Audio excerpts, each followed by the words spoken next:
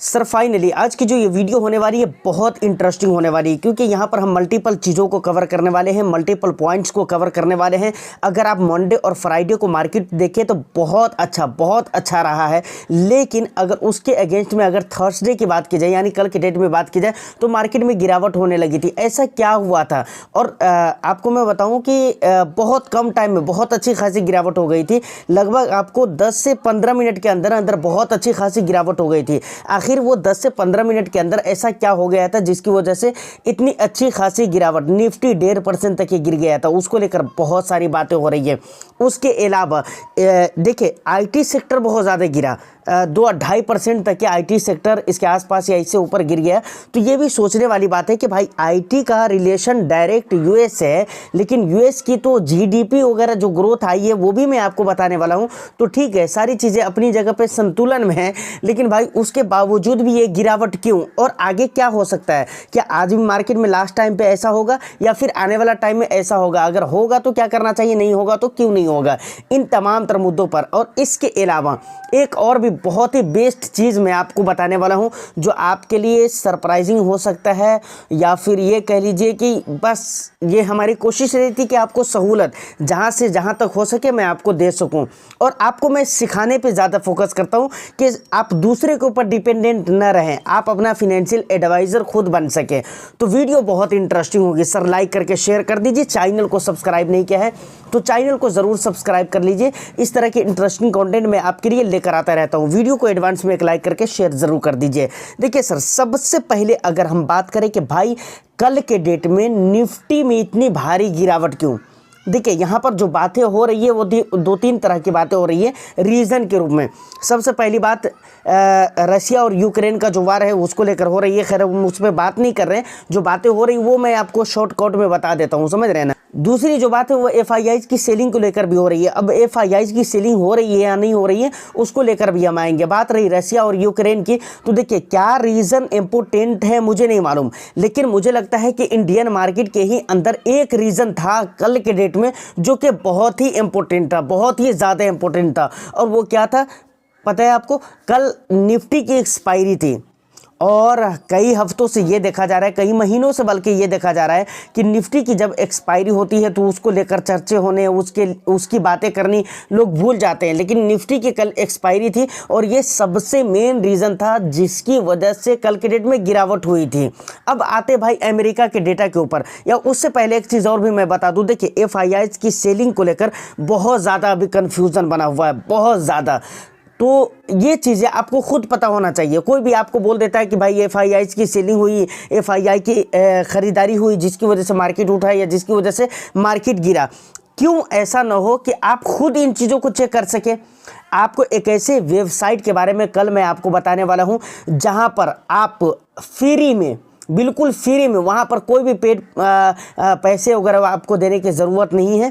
आप उसका सब्सक्रिप्शन लेंगे और उसके बाद वहाँ पर एफआईआईज, डीआईआईज के आप डेटा देख सकते हैं, किसी स्टॉक को आप सर्च करके एनालाइज कर सकते हैं। उसके बाद आप किसी भी म्यूचुअल फंड स्कीम को एनालाइज कर सकते हैं। और यकीनन कल की जो वीडियो होने वाली है इतनी इंपॉर्टेंट वीडियो होने वाली है जिसका जवाब नहीं। मैं आपको डिटेल्स में बता दूंगा कि आप जो पोर्टफोलियो भेजते हो ना कि सर इसका रिव्यू कर दो, उसका रिव्यू कर दो, यहाँ ये नहीं समझ में आ रहा, वो नहीं समझ में आ रहा है, इतने अच्छे तरीके से उस वेबसाइट पे सारी चीज़ों को डिज़ाइन किया गया है। यकीनन मैंने जब देखा तो मुझे लगा कि आप तक के पहुँचाना चाहिए। और वहाँ पर आप सारी चीज़ों को देख सकते हैं, म्यूचुअल फंड हो गया, स्टॉक हो गया, इंडेक्स वगैरह को आप एनालाइज कर सकते हैं, किस इंडेक्स के अंदर कितनी गिरावट हुई है। जितनी इंडेक्स है अक्सर इंडाइसेस वहाँ पर आपको देखने को मिल जाएंगे। इन सारी चीज़ों के ऊपर कल के एक वीडियो में हम बात करने वाले हैं।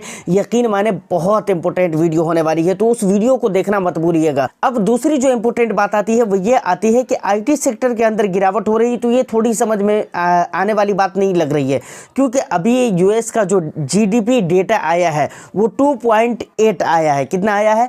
2.8 आया है। जबकि अगर लोगों के एक्सपेक्टेशंस की अगर बात की जाए तो लोगों के एक्सपेक्टेशंस तो यही थे कि भाई 2.8 होने चाहिए जीडीपी के डेटा, और वही चीज़ें सेम चीज़ देखने को मिल रही है। तो यहाँ पर कुछ नुकसान वाली बात नहीं है, लेकिन उसके बावजूद भी आईटी में गिरावट हुई 2 से 2.5% तक के। तो देखिए इसका सिंपल सा जवाब है, देखिए एक जीडीपी के ही ऊपर अगर यूएस का जीडीपी सही आया है तो सिर्फ यूएस की जीडीपी के ही ऊपर आईटी सेक्टर का ग्रोथ या वहाँ से आना रेवेन्यू या प्रॉफिट जो भी है वो इन्हीं चीज़ों पर सिर्फ डिपेंड नहीं करता, सिर्फ एक ही दो चीज़ पे डिपेंड नहीं करते हैं। कई सारी चीज़ें हैं यूएस के अंदर, कई ऐसे न्यूज़ हो सकते हैं और कई ऐसी बातें हैं जिसकी वजह से ये सारी चीज़ें देखने को मिल रही है। आपको पता है कि भाई डोनाल्ड ट्रंप जो प्रेसिडेंट बनकर आए हैं, इनके जो अलग अलग स्टेटमेंट आ रहे हैं ये भी यूएस की मार्केट के ऊपर एक अलग ही इम्पैक्ट डालता हुआ नज़र आ रहा है। तो ये सारी बातें हो सकती है और ये सारी बातें हैं जिसकी वजह से आपको आईटी सेक्टर में भी इस हिसाब किताब की गिरावटें देखने को मिली थी। अब फाइनली लास्ट में कुछ बातें हमारे लिए इंपॉर्टेंट है जो हमारी अपनी मार्केट को लेकर है, जिसे आपको याद रखना चाहिए। यहाँ पर गिरावटों से घबराने की ज़रूरत नहीं है। ये इस तरह कभी वैलेटिलिटी, कभी गिरावट, कभी अप्स एंड डाउन, ये कब तक चलता रहेगा मार्केट के अंदर इसका कोई भी भरोसा नहीं है। तो इसका एक तरीके से आप फ़ायदा उठा सकते हैं कि भाई यहाँ पर अगर आपके पास कैश में कुछ पैसे वगैरह है तो आपको अच्छा खासा एक तरह से मौका मिल रहा है कि आप यहाँ पर लमसम वगैरह कर सकते हैं, पैसे वगैरह ऐड कर सकते हैं अपने एग्जिस्टिंग फंड वगैरह में, समझ रहे हैं। बहुत ज़्यादा फंड भी रखने की ज़रूरत नहीं है, जो फंड आपके पोर्टफोलियो में है उन्हीं में आप पैसे ऐड कर सकते हैं। अब लास्ट में लमसम से ही एक सवाल है जिस सवाल को मैंने लिया हुआ है यहाँ पर। देखिए बहुत लंबा चौड़ा सवाल है, मैं ओवरऑल जो इनके कहने का मतलब है वो चीज़ें मैं आपको बता देता हूँ। इनका कहना है कि भाई मैंने बैंक से लोन लिया हुआ है जिसके 19,000 की रीपेमेंट मुझे मंथली तौर पे करना पड़ता है, तो 9 लाख रुपये अभी भी बचा हुआ है। तो क्या मैं उसको म्यूचुअल फंड में लमसम कर सकता हूँ या नहीं कर सकता हूँ? तो देखिए सर, यहाँ पर सिंपल सी कुछ बातें होंगी जिसे आपको याद रखना चाहिए उस पैसे को लमसम करने के लिए। सबसे पहले आप ये देखिए कि भाई मार्केट में ये इसलिए एक चीज़ और भी मुझे लगता है कि ये इसलिए भी पूछ रहे हैं क्योंकि मार्केट में बार बार गिरावटें हो रही हैं, मार्केट में बार बार मौके मिल रहे हैं, तो हो सकता है उनके माइंड में ऐसा सवाल आया हो। खैर ये मैं अपनी तरफ से आपको बोला हूँ, लेकिन जो भी हो, आप लोन वाला पैसे को हर महीने 19,000 रुपये की रीपेमेंट आपको करना पड़ता है और 9 लाख रुपये बचे हुए हैं। तो मैं ये यहाँ पर कहना चाहूँगा कि देखिए आपको पेमेंट अभी करना है, समझ रहे, पेमेंट अभी आपको करना है।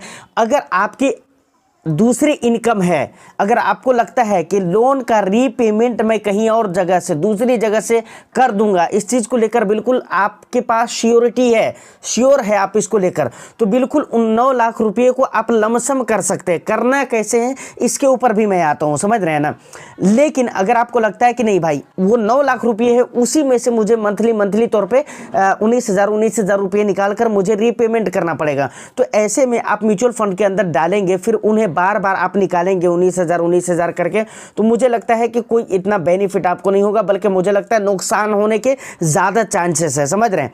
ज़्यादा से ज़्यादा आप इंडेक्स फंड में डालेंगे, लार्ज कैप में डालेंगे, फिर भी तो आपको 2 से 3 साल के लिए आपको स्टेबल छोड़ना चाहिए, 3 से 5 साल के लिए लार्ज कैप में भी। और अगर इंडेक्स फंड की बात की जाए तो वहाँ पर भी कम से कम आपको 3 से 5 साल 4 साल के लिए छोड़ना ही पड़ेगा लमसम करके।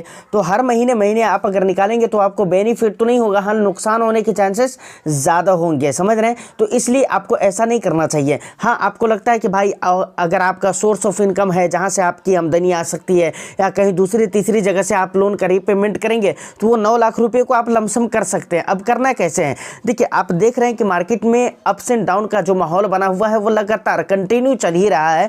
तो ऐसे में मार्केट के एक लेवल पे एक टाइम पे पूरे 9 लाख रुपए का लमसम एक बार में मार्केट के अंदर आपको नहीं करना है, आपको थोड़े थोड़े करके, बहुत कम करके, बहुत कम। आप कहेंगे कि सर ऐसा है तो फिर तो 6 महीने 8 महीने साल भर लमसम करने में लग जाएगा, कोई दिक्कत नहीं है सर, लेकिन जब तक आप इमोशन पे कंट्रोल नहीं रखेंगे ना तब तक आप मार्केट के अंदर पैसे नहीं बना सकते हैं। जब आप ट्रेडिंग के क्लासेस वगैरह ज्वाइन करेंगे और कई सारी जगहों पे ट्रेडिंग वगैरह करने के बारे में सिखलाया जाता है तो वहाँ पर एक रूल्स बताए जाते हैं, पता है आपको क्या रूल्स क्या होते हैं? इमोशन दूसरे या तीसरे दिन ही आपको बताए जाते हैं कि भाई इमोशन पे कंट्रोल रखना बहुत ही ज़रूरी है। आप अपनी एक स्ट्रैटेजी तैयार करो कि आपको इतना प्रॉफिट लेकर निकल जाना है, ज़्यादा लोभ लालच में नहीं पड़ना है, समझ रहे हैं।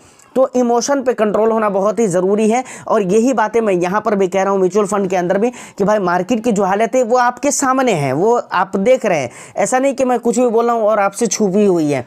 तो मार्केट के एक लेवल पे आपको लमसम नहीं करना है, थोड़ा कंट्रोल रखना है इमोशन पे और थोड़ा थोड़ा करके आपको मार्केट के अंदर पैसे डालना है। ऐसे में आप अच्छा खासा पैसे बना सकते हैं। फाइनली ये 2-3-4 चीज़ें थी जो कि इम्पोर्टेंट थी, मैंने आपको वीडियो में बताने की कोशिश की है। मुझे उम्मीद है कि आपको बातें अच्छी लगी हो, इन्फॉर्मेशन अच्छी लगी हो, तो एक लाइक कर दीजिए। और उससे भी इम्पोर्टेंट बात यह है कि कल की जो वीडियो आने वाली है वहाँ पर 100-10% मैं इस बात की गारंटी देता हूँ कि कल की वीडियो में दिया गया एक एक मिनट आपका नुकसान नहीं होने वाला है और उसकी कीमत आपको उस वीडियो में मिल जाने वाली है। और इतना बढ़िया टूल मैं आपके सामने देने वाला हूँ, आपको देने वाला हूँ जिसका जवाब नहीं है, और बिल्कुल फ्री में।